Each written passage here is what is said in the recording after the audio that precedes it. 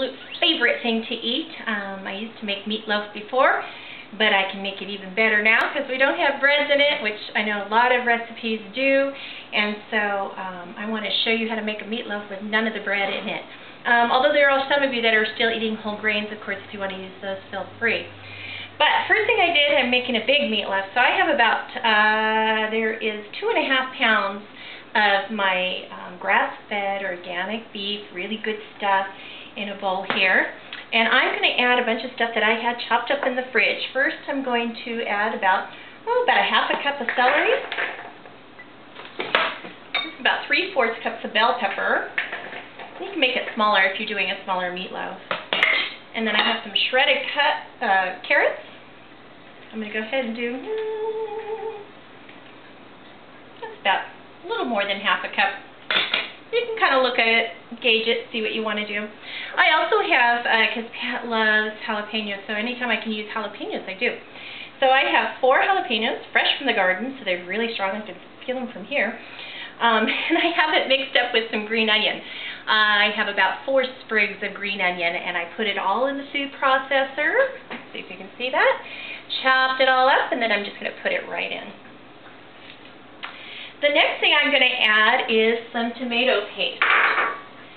And you can make your own tomato paste. I don't actually have the machine that makes tomato paste.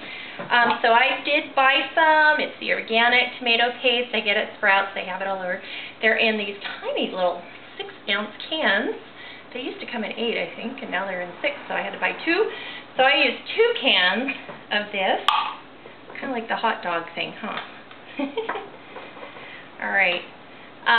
So there's 2 in here, 2 cans, and then I put a tablespoon of honey. I didn't want much honey. I am trying to stay away from the sweets because I'm still trying to lose weight, but I did want it a little bit sweetened up. I used to use ketchup on the top and inside my meatloaf. I just gob on that ketchup, and I don't want to use ketchup anymore, especially now that I've seen the ingredients in ketchup, which drives me crazy. All kinds of corn syrup and yucky stuff. Anyway, so make your own. It's a lot healthier. So I did that. I did a tablespoon of garlic, and I did 2 tablespoons of vinegar. Okay, and you can spice it up even more if you want it a little more spicy. Put some cayenne in it, anything like that. I'm just going to use about half of it and put it on top.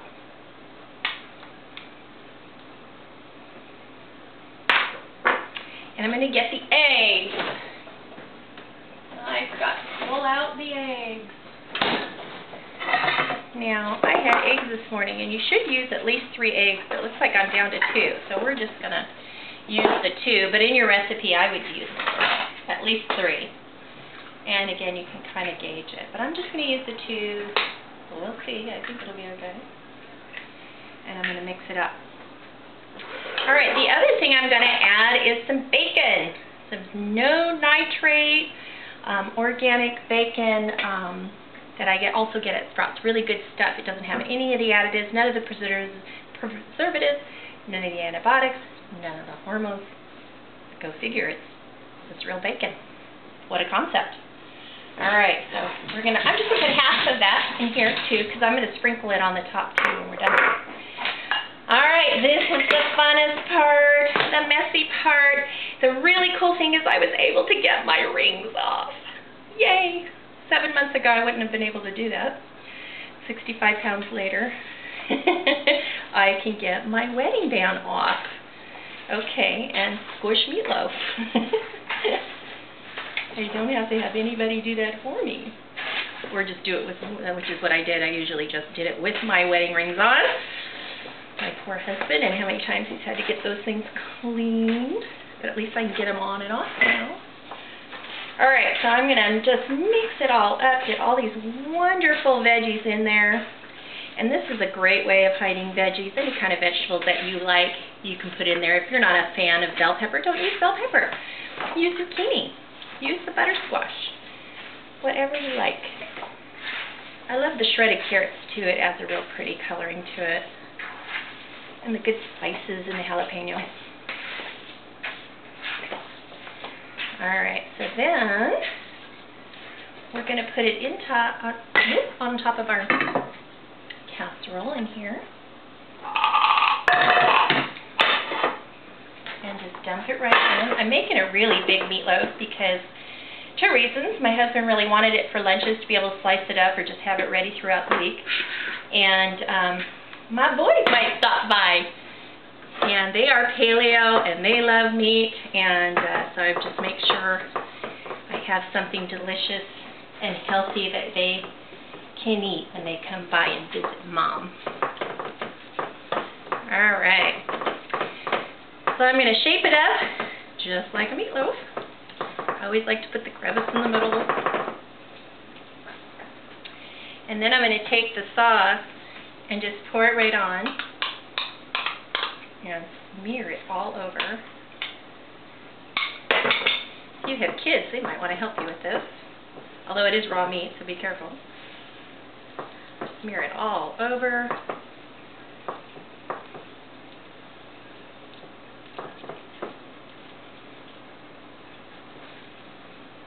Make it all pretty. Okay, so once you have it all over, wash your hands first.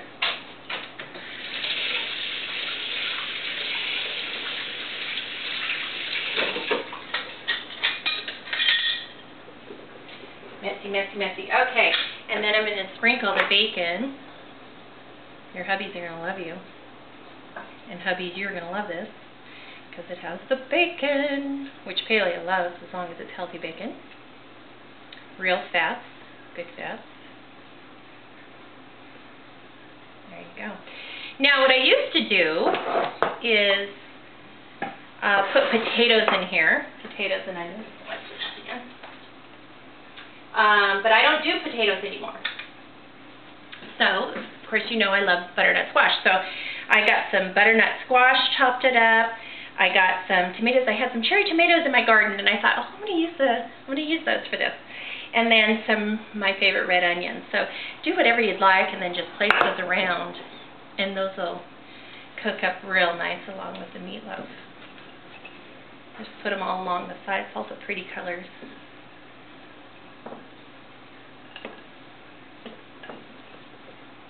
I'll take a good picture of this when it's done cooking, and I'll post it on our Facebook page, Whole Foodies, and you can see what the final outcome is. This is, oh, it's so pretty. I love the colors of real food. It's so beautiful. All right, so here it is. There's our meatloaf. I'm going to put it in the oven at 350 for about an hour, and then I'm going to check it. This is so big, I'm going to cut it in half and make sure it's thoroughly cooked. And if not, I'll keep it in a little longer. So depending on your oven, you know, I would check it definitely at the hour and then gauge it from there. All right, enjoy your night, guys. Have a great day. God bless. Bye-bye.